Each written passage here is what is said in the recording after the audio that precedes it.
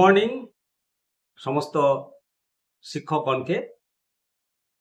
আপনাদেরকে আজকে একটি সুখবর দেব। কুস্তি শিক্ষক সংগঠন সভাপতি মাননীয় ভাস্কর ঘোষ মহাশয় উনি সোশ্যালে জানিয়েছেন 2010 সালে যোগদানকারী শিক্ষক শিক্ষিকাগণের উদ্দেশ্যে, যিনারা 2010 সালে যোগদান করেছেন, এ ক্যাটাগরি স্কেল প্রথম দিন থেকে পাচ্ছেন না, অথচ আপনারা 1 বছরের পিটিটিআই করে চাকরিতে যোগদান করেছিলেন। কুস্তি United primary teachers welfare association মনে করে প্রথম দিন থেকে আপনাদের এই ক্যাটাগরি স্কেল পাওয়া উচিত। বর্তমান সরকার এবং পূর্ববর্তী সরকার, এই দুই সরকারই মূলত 2010 সালের যোগদানকারী শিক্ষকদের প্রতি অন্যায় করেছে। দীর্ঘদিন ধরে কুস্তি শিক্ষক সংগঠন এই বিষয়ে মামলা করার প্রস্তুতি রেখেছে, কিন্তু 2006 সালে জটিলতার জন্য এই মামলাটা নিয়ে এগোনো হয়নি। এখন যেহেতু 2006 সালের সমস্যার সমাধান হয়েছে, তাই কুস্তি শিক্ষক সংগঠন ঠিক করেছে দুর্গাপূজার আগেই 2010 সালের শিক্ষক শিক্ষিকাদের, যাদের 1 বছরের পিটিটিআই ট্রেনিং করে চাকরিতে যোগদান করেছিলেন, তাদের প্রথম দিন থেকে এই ক্যাটাগরি স্কেলের জন্য কুস্তি ইউনাইটেড প্রাইমারি ওয়েলফেয়ার শিক্ষক সংগঠনের পক্ষ থেকে হাইকোর্টে মামলা করবে। রাজ্যের সকল জেলার 2010 সালে যোগদানকারী শিক্ষক শিক্ষিকাদের কাছে অনুরোধ করেছেন যে বিভ্রান্ত না হয়ে সকলেই সংগঠনের সাথে থাকুন। আশা করি আপনাদের ন্যায় বিচার আদায় করে দিতে পারব। কুস্তি শিক্ষক সংগঠনের পক্ষ থেকে গভর্নিং বডি কুস্তি ইউনাইটেড প্রাইমারি টিচার্স অ্যাসোসিয়েশনের পক্ষ থেকে 22 তারিখ সেপ্টেম্বর মাসে এই বার্তা দেওয়া হয়েছে। অবশ্যই এটা অন্যায় হয়েছে। 2010 সালে তাদের তো শিক্ষক প্রশিক্ষণ রয়েছে 1 বছরের, এবং যিনারা চাকরিতে যোগদান করেছিলেন 2010 সালের, তারা 1 বছরের পিটিটিআই সাবমিট করেছিলেন। তারপর নিয়মের বেড়াজালে এনারা দুর্ভাগ্যক্রমে বি ক্যাটাগরির স্কেল পাচ্ছেন। 2010 মানে তদানীন্তন বামফ্রন্ট সরকারের আমলের এই নিয়ম। একইভাবে 3/9/2001 আগে যাদের জয়নিং,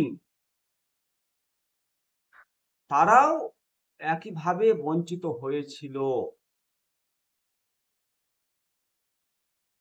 3/9/2001 আগে যাদের জয়নিং, তাদেরকে ট্রেনিং করতে হবে না, ট্রেনিং না করে তারা সমস্ত রকম সরকারি বেনিফিট পাওয়ার কথা।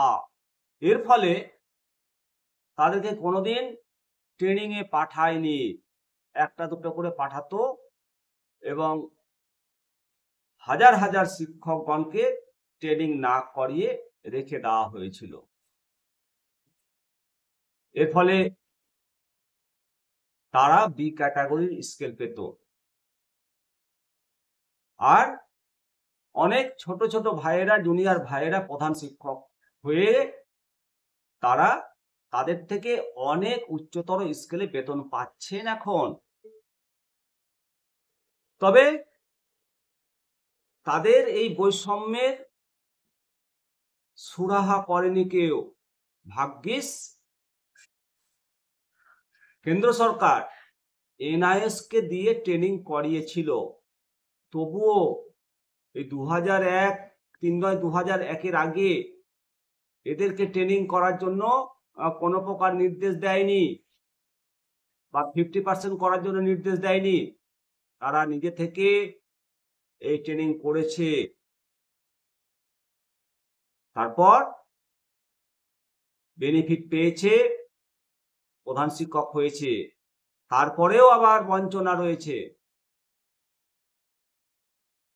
সরকারি নিয়ম ডেট অফ অ্যাটেনমেন্ট থেকে বেনিফিট পাওয়ার কথা, কিন্তু এনআইএস মার্কশিট এবং সার্টিফিকেট ভেরিফিকেশন না করার জন্য সকলকে এনসি করেছিলেন।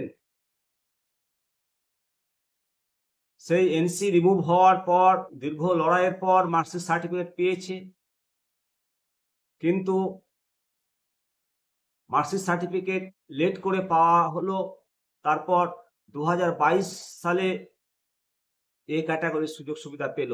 তারপরে এরিয়ার আর পায়নি। এখন মহামান্য কলকাতা হাইকোর্টের রায়ে একেবারে 17-19 সেশনে যেদিন পরীক্ষা শেষ হয়েছে, লাস্ট পরীক্ষা শেষ হয়েছে, date of attainment in service টিচাররা যারা এনআইএস থেকে ডিগ্রি করেছিলেন, সেই ডেট অফ অ্যাটেনমেন্ট থেকে বেনিফিট পাওয়ার নির্দেশ দেওয়া হয়েছে। অনেকে পেয়েছেন। এখন হিউজ পরিমাণে অর্ডার হয়েছে, প্রচুর টাকা পয়সা লাগবে। এখন এই বেনিফিটটা দিতে অনেক টাকা সরকারের খরচ হবে। এখন শিক্ষকরা কবে পাবেন সেই বেনিফিট, পুরোপুরি তাদের ন্যায্য অধিকার, সেই নিয়ে তারা আশা ভরসায় দিন কাটাচ্ছে। এমত অবস্থায় বলি যে 2010-এর প্রতি যে বঞ্চনা, এই বঞ্চনার সুরাহা করতে কেউ কিন্তু এগিয়ে আসেনি, কোনো সংগঠন। আমার মনে হয় এটাই উস্তি অরাজনৈতিক শিক্ষক সংগঠন এগিয়ে এসেছে, এর সুরাহা হবে। সমস্ত শিক্ষকগণ যারা সাফারার আছেন, অবশ্যই উস্তি শিক্ষক সংগঠন যে বার্তা দিয়েছে তার প্রতি ভরসা রাখবেন। আপনাদের সঙ্গে আমি শিবরাম সরকার, নিয়মিতা দর্শন। আপনারা আপনাদের মূল্যবান মতামত জানাবেন। আপনাদের প্রত্যেকটি মতামত আমার কাছে অনুপ্রেরণাদায়ক। আপনাদের মতামতে আমি মোটিভেটেড হই। অবশ্যই মতামত দেবেন। ভালো থাকুন, সুস্থ থাকুন, দেখতে থাকুন নিয়মিতা দর্শন। অবশ্যই লাইক, শেয়ার, কমেন্টগুলো করবেন। নমস্কার।